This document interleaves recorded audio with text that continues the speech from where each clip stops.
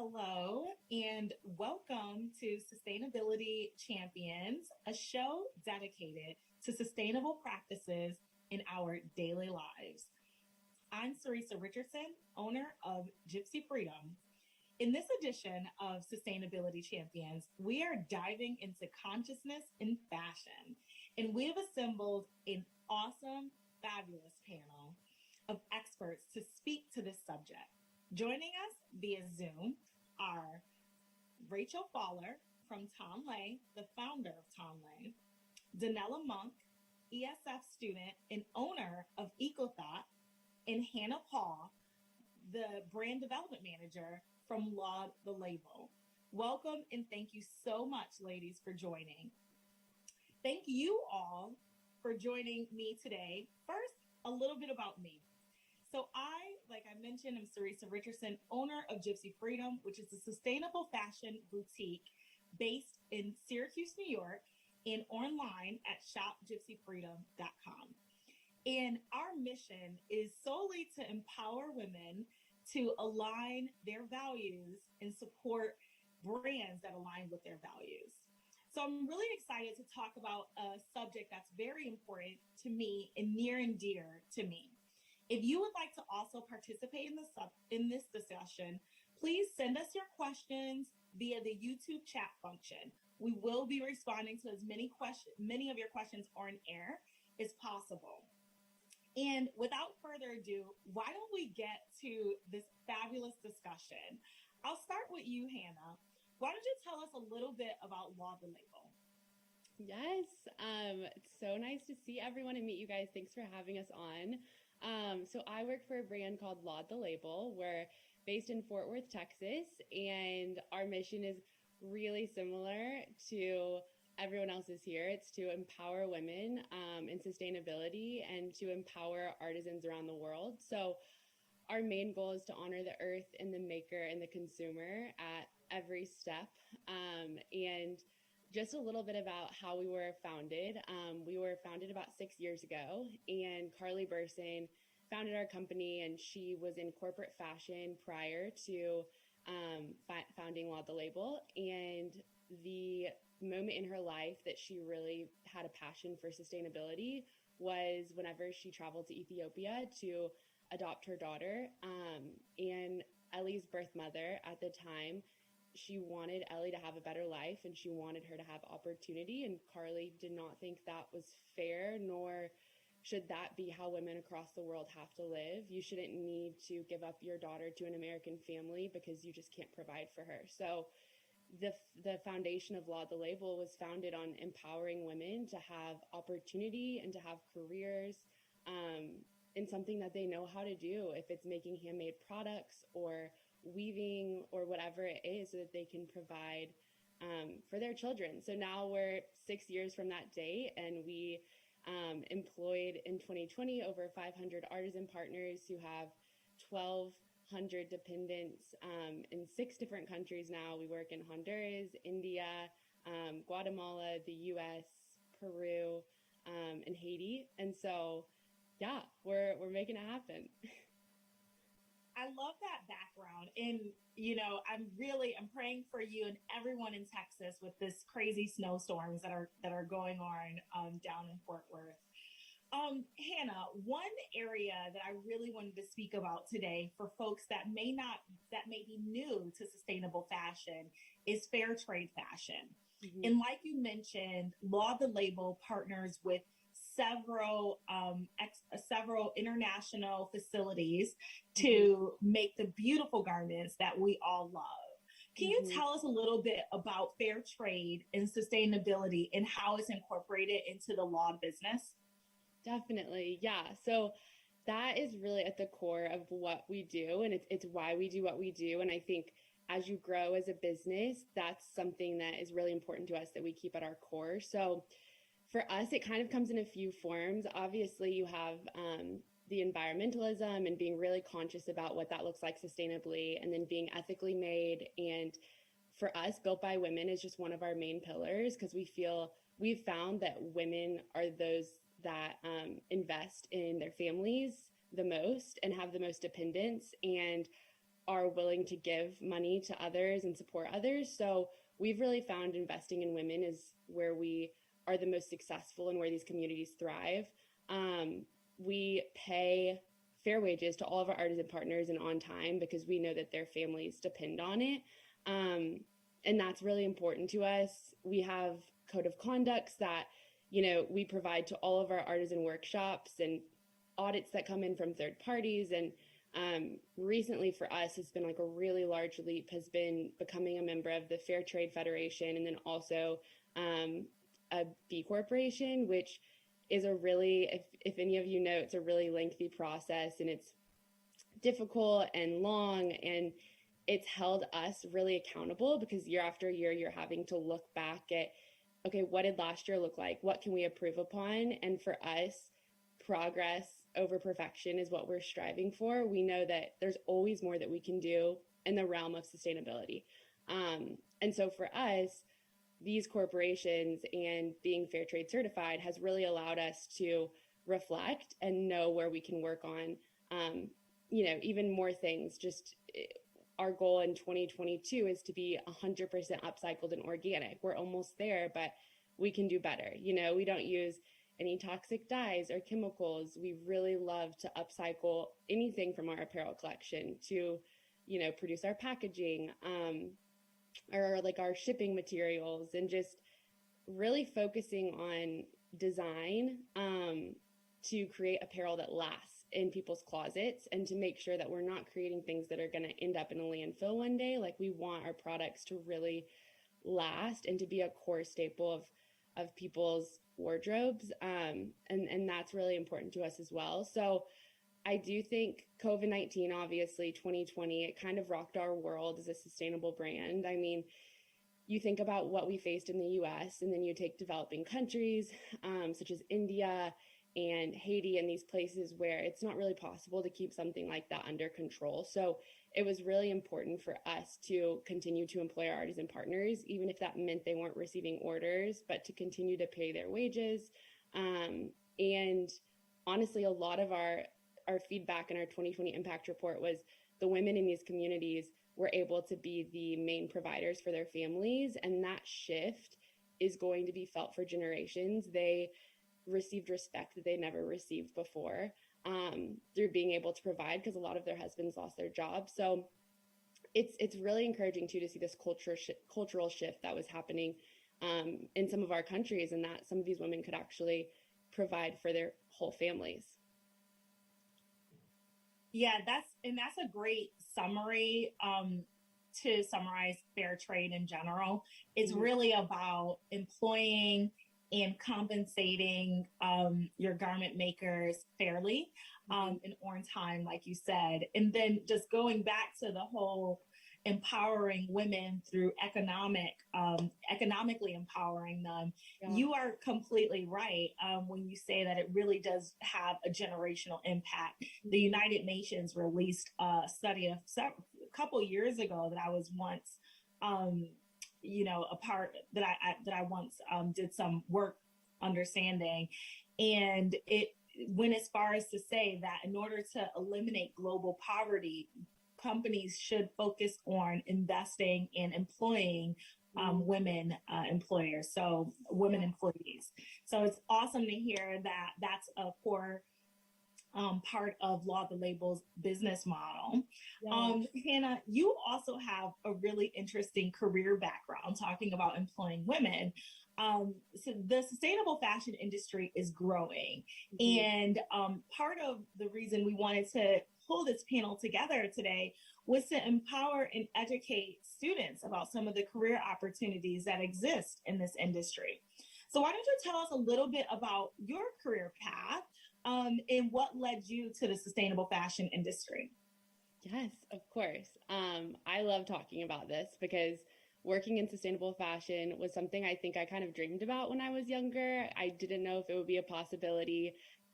The industry has changed a lot. And even when I came into my program at TCU in Fort Worth, I majored in fashion merchandising. and I would say what I wanted to do. Like everyone in the class was like, wait, what? Like, why are you here? Like, that is not, it just wasn't a normal thing. And people didn't really understand what it was. So for me growing up, I like loved fashion. I loved sustainability, and I really wanted to learn how to blend the two passions together. And so I did what I knew how, and I majored in fashion because I was like, that should get me there. And I was lucky enough while I was at TCU to find Laud the Label. They were based in Fort Worth, the same town. They were offering internships, and I jumped, and I was so excited. I showed up first day. It was me, the founder, and one other girl.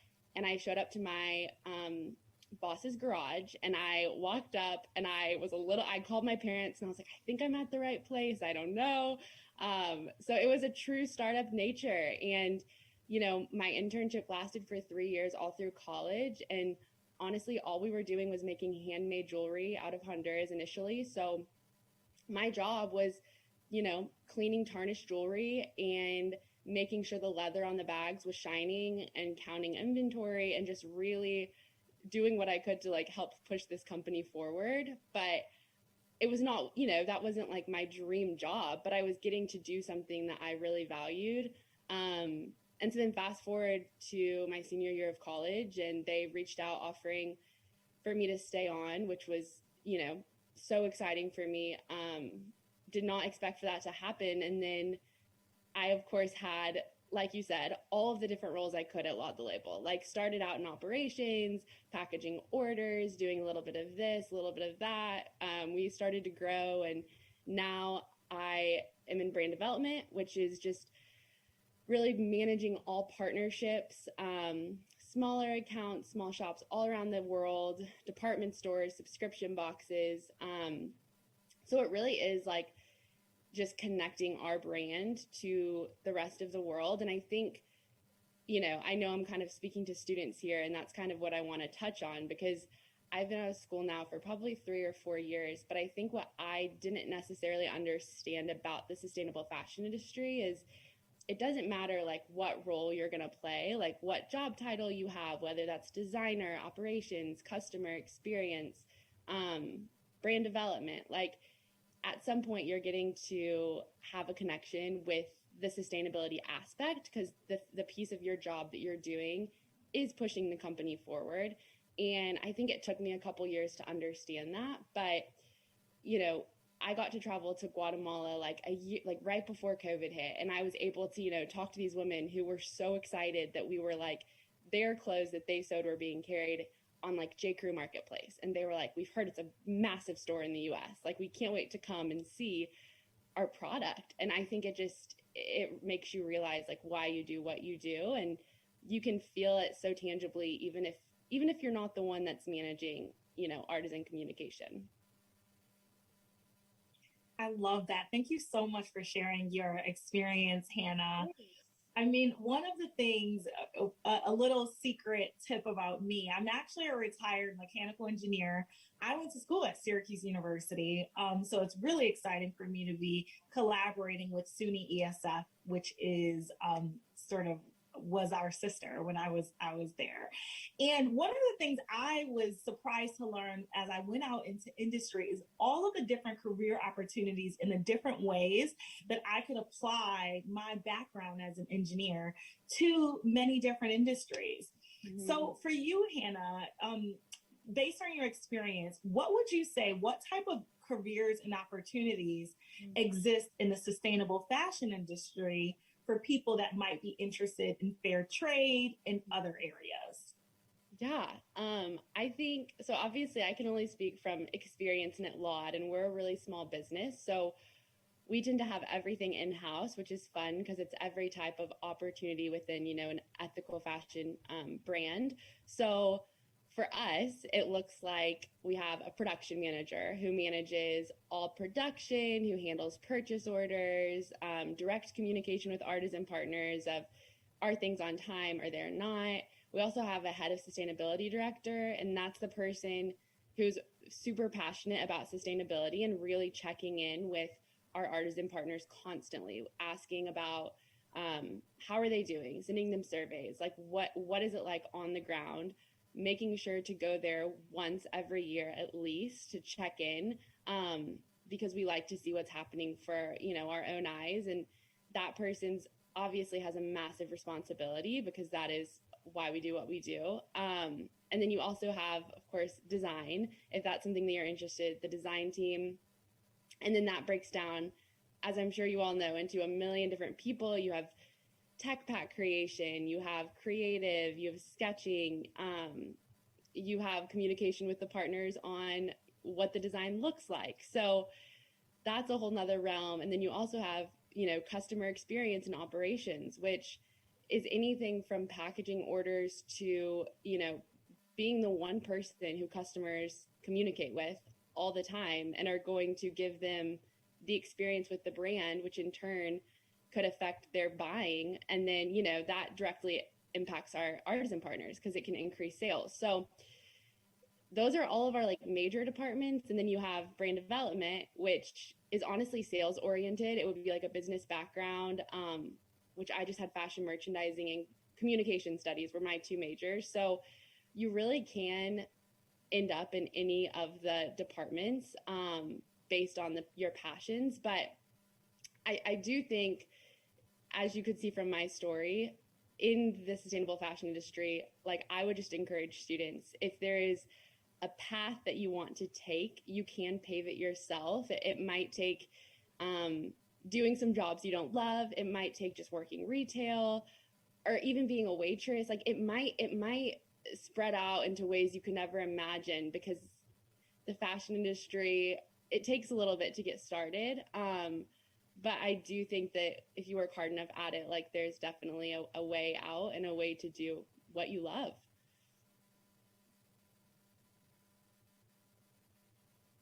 Thank you so much for that, Hannah. So I'm basically going to summarize and say there is genuinely room for almost anyone in the sustainable fashion industry. So I want to transition to another major brand in the sustainable fashion industry, Tom Lay. And we are so lucky to have the founder with us today, Rachel Faller. So welcome, Rachel, and thank you so much for joining us. Thank you so much for having me. Of course. Rachel, why don't you open and tell us a little bit about Tom Lay? So we are a maker-led and driven zero-waste fashion brand. We primarily operate out of Cambodia. I lived in Cambodia from 2008 to 2014, working directly with an amazing team to build up our business from there. And we really started with an approach of, what's good for the people who are making the clothes and, what materials are available to us right here in this community, and design the business model around that. And I'm a maker at heart. So I came from a textile background and I loved making my own clothes. And I had a lot of, I knew that there were a lot of problems with the fashion industry when I was in high school and college. I kind of grew up around the sweatshop protests of the 90s and was in the, sort of DIY punk rock, rebel against the, the system kind of world. And I didn't want to go into fashion because I knew that it was, really problematic, but I didn't, but I loved making things. And so I loved, creating my own clothes, something really satisfying about being able to know exactly how these things were made. And, I think also being a maker, when you see something on a shelf that costs a certain amount of money, there's no possible way, how much work it takes to make that piece of clothing. And in your bones that that's not a fair price for that item. And so when I graduated college, I was actually able to go to Cambodia to do a year of research through the Fulbright program. And my research was centered on fair trade and artisan organizations to see, what was working for them and not working for them. And I also got exposed to, so the first year that I was in Cambodia, actually only about a month after I landed in Cambodia, the financial crisis hit. And that was, I guess, September 2008. And so the financial crisis is really what launched the fast fashion movement the kind of concept of fast fashion was sort of launched by the financial crisis, because all of a sudden, you know, people were struggling and wanting to buy cheaper clothes, and there were these brands who realized they could capitalize on that. And I watched fast fashion grow through the eyes of manufacturers and through the eyes of garment factory workers, and saw what was happening on the ground in Cambodia, both to the smaller artisan groups who, you know, were struggling to charge like the fair prices for their products because of the economic crisis, and through the eyes of the factory workers who are working for these massive factories. You know, I saw the impact of, you know, the amount of clothing that was being produced in Cambodia. You know, I'm guessing more than doubled, but it was being produced more quickly. So it wasn't necessarily more people were being hired, but they were being forced to produce more quickly and produce things more cheaply. So there was more waste. There was more items that would fail quality control because garment workers weren't trained properly. And I also started to see piles of waste build up in the markets in Cambodia. So that was kind of what gave me, you know, the idea of using waste fabrics from the garment industry. So that was around, this is basically waste that's thrown out during the production process before a garment even gets to you, let alone, you know, the waste that's created on the retail side and on the customer side, because, you know, people are buying more clothes, they're wearing out more quickly, they're being thrown away. You know, stores cannot handle the influx of this. Like, there's just more waste all along the chain, right? And so, you know, we started to use these waste textiles in our products, you know, back in 2009, 10, when we first started. And that really wasn't, you know, heard of at the time, to be honest. And we were just kind of doing it because that was the material that was available to us. So nobody was really talking about zero waste or anything like that. It was just like, well, this is the material that's here, it's being thrown away. So we might as well use that. So, you know, so we started to just develop the products based on what was available, you know, and when we would have scraps left over, we would turn those into new things, just, you know, a mentality of using what you had. And, you know, I have to say that's that's very common in a lot of other cultures. And unfortunately, I think in the West and North America, we've sort of lost the respect and the value for these materials because everything can be made so cheaply. But in a lot of other cultures and traditional cultures, there is so much more of a respect for that. And it's a bit of, you know, it's a bit of an inherent, you know, inherently sustainable mentality to use what's there and what's available. And for me, you know, going to Cambodia, it was like definitely a process of learning that, hey, you know, there's this movement of sustainability in the West, but actually these cultures were already sustainable. We human beings were sustainable, and the West, and particularly Europe and North America, broke that. You know, like capitalism, white-driven capitalism broke that. And so, you know, I think it was also, you know, in terms of like building this business, it's also been a process of reevaluating those dynamics, those power dynamics, and how did we get to this point? Acknowledging the complicity of whiteness and white supremacy in developing these deeply harmful systems, and the environmental problems that we're facing are completely tied to white supremacy and capitalism. So, you know, I had to reckon with that. And anyway, long story short, it's, you know, now 12 years in of building this business, it's evolved a lot over time. It's still like our production and our brand is integrated, so it's very different than a traditional most brands where they buy from outside partners. The brand doesn't actually have to take the risk of actually employing those people directly. So there's an incentive to, the incentives are not aligned, right? What's good for the brand is not necessarily what's good for the makers. And for us, because it's integrated, it's like that's always the first consideration. Like when we're designing a product, when we're designing our marketing strategies, it's always what's good for our team, and then secondly, what's good for our customers, what's good for the planet, and so forth. So, but it's all interconnected, really. So, yeah, that's kind of, and now we employ, so we have about 50 full-time people in Cambodia, and a really small team here in the US is just myself and one other full-time person. And then we have some, collaborators that we work with on more of like creators and collaborators that we work with on a, freelance basis. And yeah, I guess that's about it. Thank you so much for sharing your story, Rachel, and the story about Tonlé. What I really admire and just appreciate about your brand is, like you said, I feel like the world, like you said, has moved towards not appreciating fashion as an art and as an art form. So the respect for even the fabrics has gone away. And I love that what Tonlé is doing by rescuing these dead stock fabrics from landfills and turning them into these beautiful garments is it sort of closes the circle and brings about this conversation of circular fashion and zero waste.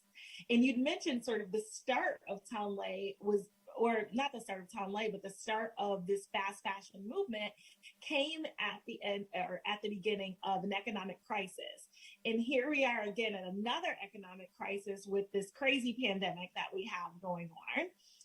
And you would think that would spark another focus on making things fast and cheap, but it seems like our global economy is moving towards a better focus on environmental stewardship, climate change, zero waste, as well as just sustainability all around. So we're seeing fast fashion is going out, right? So I'm curious, as you've been going through this journey in the sustainable fashion industry, what advice would you give to students who are looking for opportunities to contribute to this industry? Because we will see more of these opportunities come up with this big focus. Yeah, I just want to kind of add to your point a little bit, actually, if you don't mind. I do think that this year there has been an increased focus on sustainability, and also I think on customers just holding companies more accountable. And I think that's partly because people are at home, they're looking at the internet, but also it has to do with, the Black Lives Matter, the resurgence in Black Lives Matter and renewed focus on that. And I think that's bringing attention to parts of it, like it's kind of bringing attention to all these systemic injustices that people are participating in. And, whether we like it or not, we're all participating in those injustices on some level just by the products that we buy. And so I think, what I hope to see and what I would really like to see, and I don't know if this is going to come true yet, but I would like to see, customers, rather than just focusing on like buying something slightly more sustainable or buying something that pays slightly more fair wages, we really need to look at the structural dynamics that have created these problems. And we cannot just say, oh, hey, we're going to move forward, we're going to make this better. We shouldn't fix a broken system. We should really question how we got to that place in the first place. And I think in many ways, like, it's time for a really huge structural overhaul. And to do that, I think we have to have, conversations within our culture about what we value. And, at the end of the day, buying products that are made more thoughtfully is really important, but it also has to go hand in hand with that advocacy, with that structural approach to really change the power dynamics that, created this problem in the first place. And I understand, like, me saying this as a white woman is like, it's interesting, but I think that, like, we need to think about how we restructure, purchasing agreements between brands and, the suppliers. Like, nobody is asking suppliers how to fix these problems, even though they're the ones doing the sustainability work. They're always hearing from the brands. Why are you not hearing from the people who are making the products? And so the brands have kind of controlled that sustainability narrative. So I don't know, what I'm hoping that we'll see is, just a slowing down and a rethinking of our values as a society. And that will hopefully translate into, better purchases and better power dynamics and a reckoning of that between these multinational American corporations that go around the world doing whatever they want with impunity. That's the heart of the problem, really. Like, we can't just say, hey, we'll make it 5% more sustainable. No, we have to talk about, like, how we got to that problem. So I just really want to advocate for, like, there needs to be, like, you have to pull out the roots. You can't just, like, put a nice little spin on top. And so I really want the sustainability industry to focus on that, to focus on like, we can't just like, as I said, the environmental crisis is caused by colonialism, by white supremacy. So we need to reckon with that before we can really solve the environmental crisis, in my opinion. So hopefully, you know, like people are thinking about that, people are talking about it.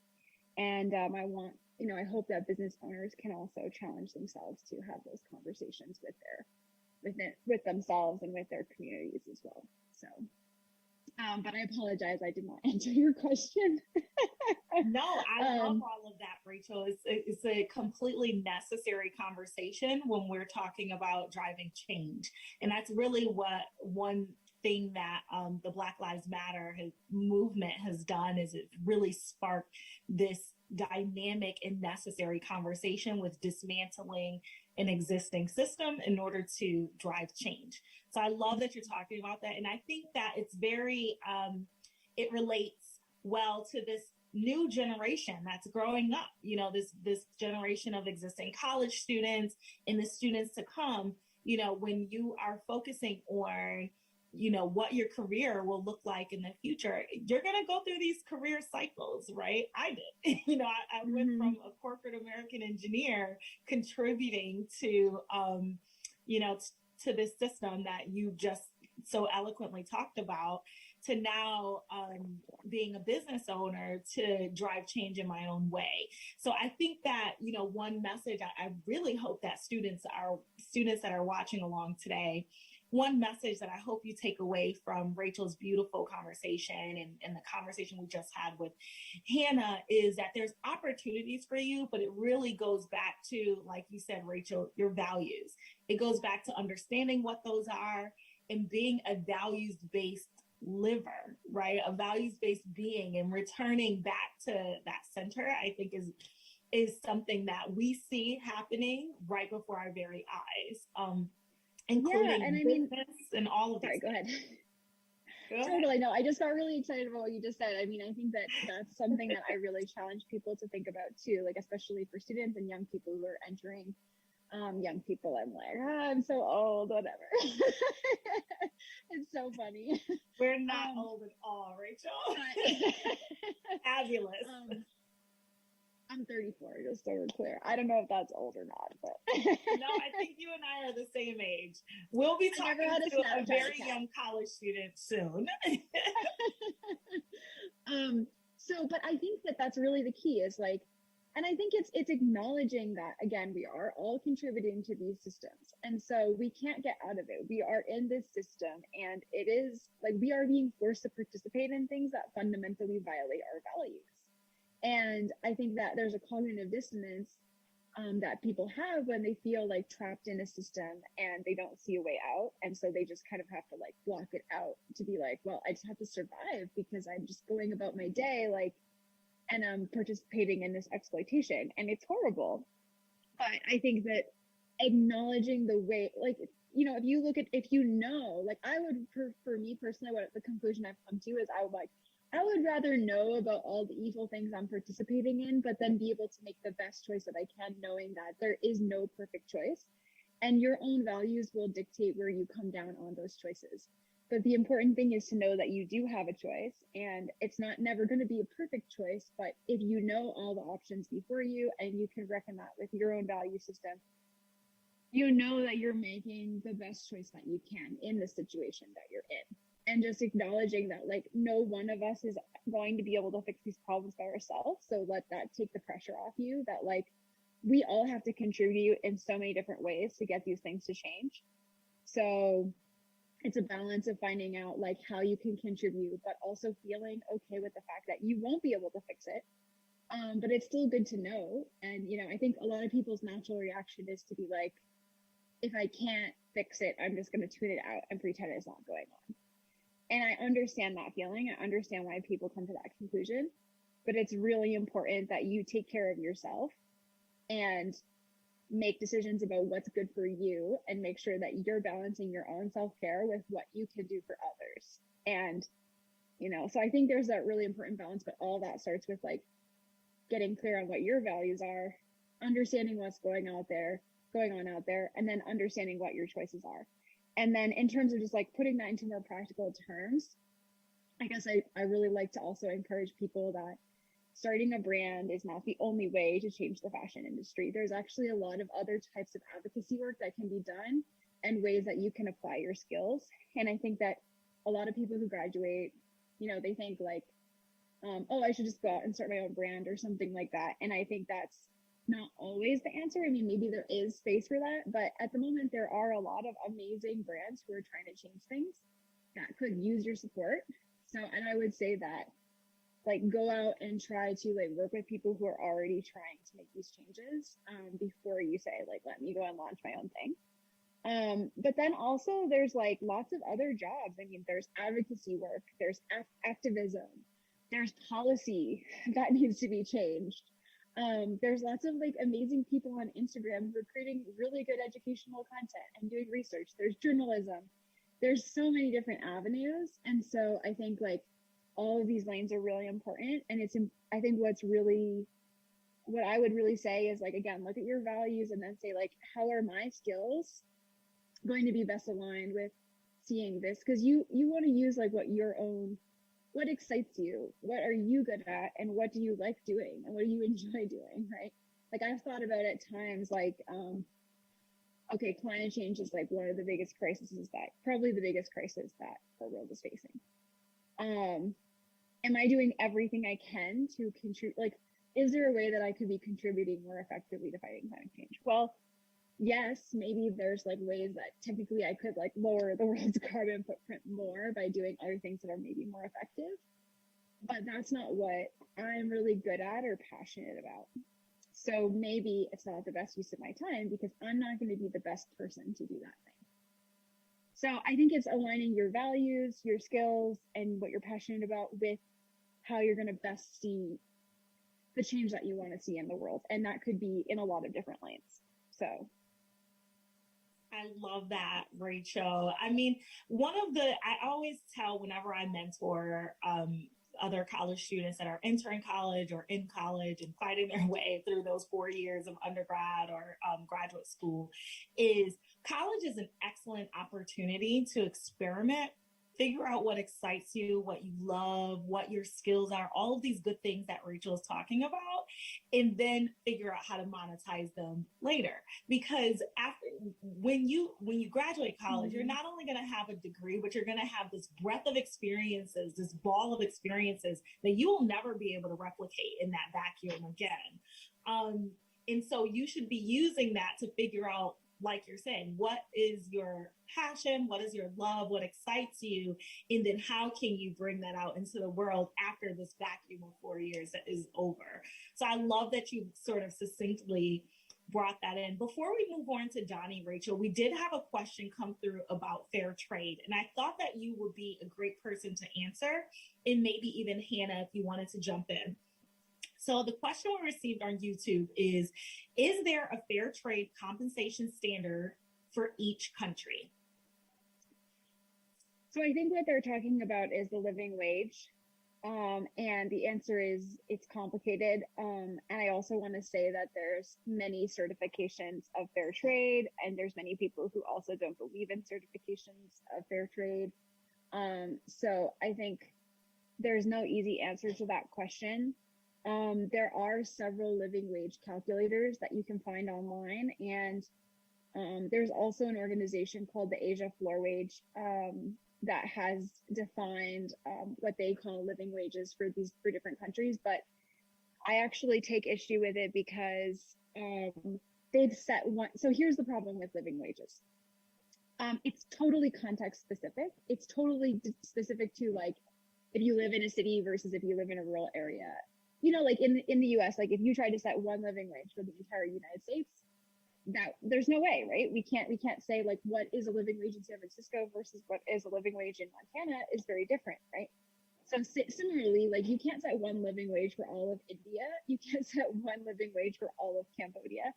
And it also really depends, like if you have, like we have team members who have 10 dependents, and they're struggling to pay for all of those people's livelihoods. But we have other people who just only support themselves and maybe one or two other people, and they're making a really, really good salary. So it's really hard because as an employer as well, like, is it my job to figure out how to pay somebody who has to pay somebody more because they have 10 dependents? Well, you would never do that in the United States, right? Like, you would never take that into account when you're deciding someone's salary. But yeah, so I would say the living wage calculators that I think are more accurate, because the Asia floor wage, this is what Fashion Revolution uses and a few other organizations, and they're publishing these numbers and they're sort of saying, oh, well, brands should be paying this. And I'm like, yeah, like, that doesn't line up at all with what I've actually seen on the ground in Cambodia, which is very different from Phnom Penh, the capital. The cost of living is way higher, to like the countryside. And India, for example, also only has one. Indonesia only has one. These are two huge countries with very different cultures, very different situations across the board. So I kind of take issue with anybody who says, well, there's this like one fixed wage. And I think it's a little bit up to like companies and auditors to a certain extent to like do that research and demonstrate that they've done that research. I feel confident that we've done that for Tonle. And part of that is because I lived in Cambodia. I know what the cost of living is. You know, I have regular costs. I have regular, conversations with my team to make sure that our wages are going up in proportion to the cost of living and so forth. But it's complicated. So, yeah. I appreciate that honest response, Rachel. I feel like fair trade is one of those conversations we can spend hours talking about, especially when you talk about the millions of billions of fair trade certifications that are coming out these days. I love that Hannah brought up certified B Corp. It is one of it's not a fair trade certification, but it is one of the certifications when you're in the sustainable industry, not just sustainable fashion, but in sustainability in general. So if you're a student looking to learn more about sustainability, looking at certs like specifically the B Corp certification is a great place to start. But you are right, Rachel. All of these things, it's complicated. It's really too complicated to put a blanket statement on, but there are some tons of research done on the different wages in various areas for you to be at least well informed. So thanks for answering that. Yeah. So I'm gonna introduce one of the youngins on our call today, Rachel, since you just aged me completely. And myself. So we have Danella Monk, who is a SUNY ESF student and also the owner of EcoThought. And I really wanted her perspective today to talk about being a conscious consumer and how we put responsibility on ourselves as conscious consumers to drive change in an industry that so needs this change. So welcome, Donnie, and thank you so much for joining us. Thank you for having me. I'm really excited, actually. This is a really deep concept for me. Something coming from a BIPOC community where culture within fast fashion is so prominent in our communities. So EcoThought, what is it? It was founded in 2012, actually by a SUNY ESF student, Puji-san, and the company itself was founded on the idea that sustainable clothes is not accessible. And when we think about it, like sustainability, we think about the three points in it, and that's your society, that's the economy, and that is the society, the economy, and shoot, I feel silly. But basically the point I want to make is economy. That's what me and Puji basically focus on with this line.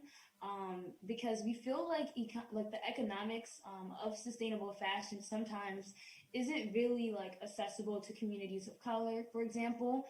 And clothes, it can be very expensive when you're looking at like sustainable solutions in your household, whether it's your clothes, whether it's your everyday essentials. We've been really taking a look into how to make these items more accessible by upcycling. So in 2020, I actually joined EcoThought and founded the EcoThought Upcycle line. And with that, we're basically trying to create products, and I don't want to release them just yet. They're always a surprise, but creating products for the community of Syracuse out of like pollution from Syracuse. We have this big thing on urban pollution, trying to prevent it from escalating, especially in communities of color. So just making sure that in this Syracuse location that we're in, particularly like the west side of Syracuse, we want to ensure that we're not contributing to a really large a large ecological footprint. So when I think about like answering your question, like sustainable consumerism, I would like to, like I first said, like I want to start off by saying it's not accessible, and it's hard when you're trying to target people, especially students with our backgrounds with finances, for example. It's hard for us to maintain that lifestyle. And as an environmental studies major, a lot of the curriculum that I have to look into is the economical side of it. And it definitely is something I acknowledge that is generational. When you think about the zoning of communities, and when you think about the zoning and how it affected like the communities from being able to get to even these sustainable solutions, and that's kind of like where like I feel like with a lot of different communities, it's not as easy to get to like the areas that have your sustainable solutions. So like for example, like if a citizen that doesn't drive wants to go and buy something that is like sustainable, as they put on like a lot of different labels, and they really don't describe what it is, that citizen has to take a bus if they don't have a vehicle, which is like in a lot of these communities, and they have to go all the way to like stores like Walmart, which are like hours away on the bus.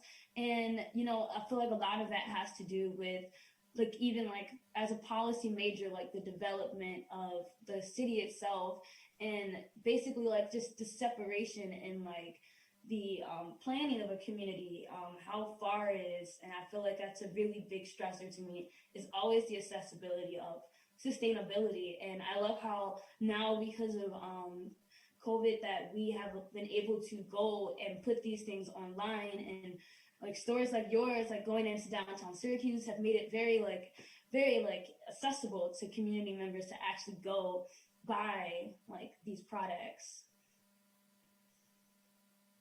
Thank you so much, Donnie. And I think that's such a great introduction to our conversation when we're talking about conscious consumerism, because you're right. The sustainability in itself is a huge conversation. There are so many components that contribute to it. Like Rachel was saying, there is an entire system to dismantle, and it includes, environmental racism. It includes things like urban planning, which is a huge conversation. It includes diversifying business ownership, and just economic equality and things like that. So, I love that you're talking about this. It was a huge focus for me in starting Gypsy Freedom, as a Black-owned business, and opening in the metro of Syracuse and downtown Syracuse. So it's very important for me to be visible, as a Black-owned business and as a Black woman owning this business, diversifying this space. So I feel like sustainability, and specifically sustainable fashion, is becoming more accessible than it has been in the past. We have excellent movements like purchasing of secondhand clothing and things like that, which is a whole movement on its own, swap experiences and things. And a lot of that is being driven by your generation. So, I guess I have some thanks for you for that. Donnie, what would you say being a conscious consumer means to you, and why do you think it's important? Oh, this is a great question. So basically, I grew up below the poverty line. So my whole life, I had to thrift. I had to do secondhand clothing. A lot of people gave me a lot of different things. So everything in my life was always given to me. I never had the luxury of buying things. Yeah, to me, it connects very deeply because when I'm thinking about what I'm buying after growing up in such an upcycled lifestyle from a child because of my cultural upbringings, I feel like it's very, very deeply connected to me. And I want to know how to better answer this question. Which direction were you trying to take this? So why don't we start with the definition of being a conscious consumer? Okay. What do you think, what would you say that means? Because I do feel like it's a very personal definition for everyone. Almost like the word sustainable. I do feel like it's this buzzword that's being thrown around in the industry, and we all have our own personal way of defining it. Exactly. So how would you define being a conscious consumer?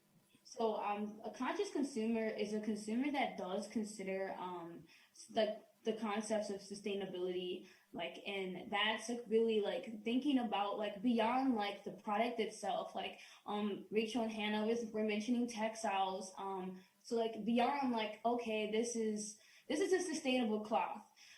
So stores selling those things and like people being like, okay, I'm a conscious consumer because instead of going to Walmart and buying a t-shirt there, I went and spent like $30 more to be a conscious consumer because I'm not impacting the environment in a negative way. And I feel like that's like a common perception of what conscious consumerism is. That's my personal opinion, because I feel like in my curriculum as an environmental studies major, this never really truly defined. It's always a definition that I've been taught like all over. Like it's never been any serious definition. So when I think of defining it, I see a conscious consumer as a consumer that doesn't think like that. A conscious consumer is a consumer that's really looking at their environmental situation before they even make the purchase. I know Rachel went into great detail about that, and I feel like when you're thinking about it, like I mentioned like transportation, and like let's say someone doesn't have a car, could you be the same conscious consumer as someone with a car? And the answer is no. So a conscious consumer is someone that looks at all of their like environmental indicators, and an environmental indicator could be, like I said, like your transportation, like your accessibility to like food resources, for example, a farmer's market. And like, I really want to go back to what Rachel was saying, because it's different for everybody. Because I say, when you think about sustainability and you think about the three components that create sustainability, and you put in the economic factor, and like you connect it all back to conscious consumerism, I'd say that it's gravely like in there, rather it's all like engraved in, can that person afford it? So a conscious consumer, I'd say a lot will be like always leave out is economics and what like certain citizens can afford. And I feel like it's a lot of bias in what is conscious consumerism. So I'd say yes, like definitely the economics of it. Can this person actually afford this? And what can they afford? And if that's what they can afford and they do different things, like Rachel was saying, in their life, that's all very different. And it's going to be different on every different community level. I feel like that's like a better representation of what conscious consumerism is. And we have this very like saturated market telling us with these greenwashing ideals, like this is what conscious consumerism is. But I feel like it's all driven on some their product, and it's not about the people, which is another concept component, or the economy. It's only for their financial gain. So that's my opinion. Donnie, I love that, and thank you so much for sharing it with such passion, and such energy. I think honestly you have a full career ahead of you in the sustainable whether it's sustainable fashion or just sustainable industry, in terms of activism, policy setting, and things like that. Before we close out, I'm going to give time for anyone on YouTube to ask questions. And I really want to give and leave some space for each of you to please let us know where we can follow along on each of your journeys. I'll start with you, Hannah. How can people learn more about Laud the Label and follow along? Yeah, definitely. So also just thank you all for being just teaching me. And this was such an incredible conversation and just caused me to think so critically about sustainability, and really excited for the next generation because it's really encouraging. So I think, for Laud the Label, obviously Instagram is always a great way to follow, just because that's where we post a lot of our sustainability updates and where we get a lot of feedback from just the people that follow us and what they are curious about, and better ways that we can improve what we're doing.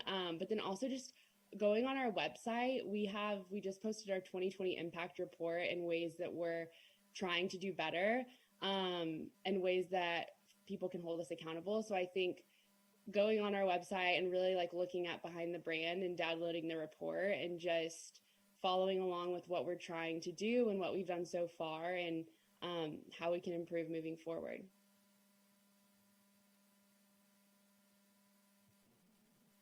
Awesome. Thank you so much for that. And Rachel, why don't we move on to you?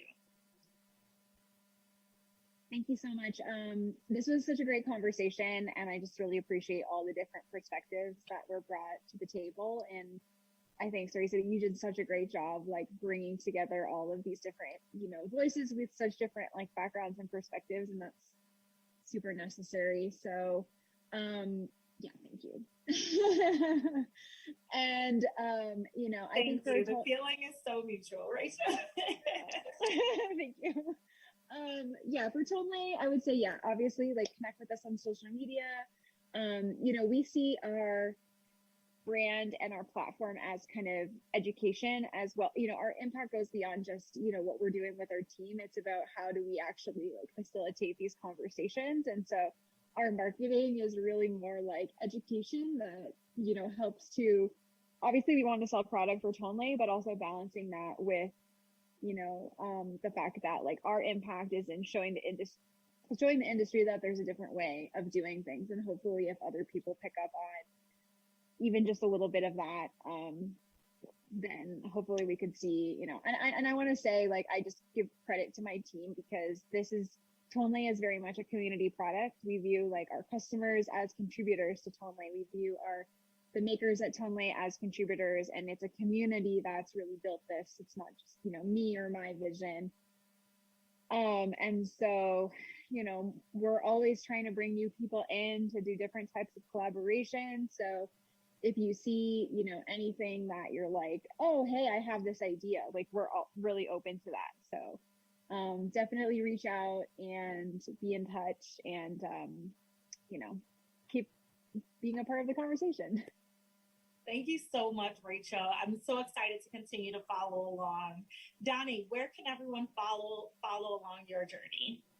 All right, everyone. So I am Earthly Donnie on Instagram for one, and that's always a great way to have an interpersonal connection with me. And I am also, we have a company page.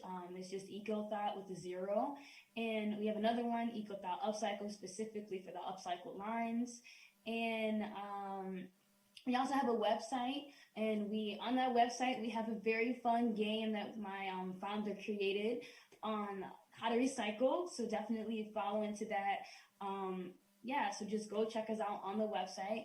But for everyone that joined, thank you for listening to us all. This was a really fun conversation, and I really had a great time. Awesome.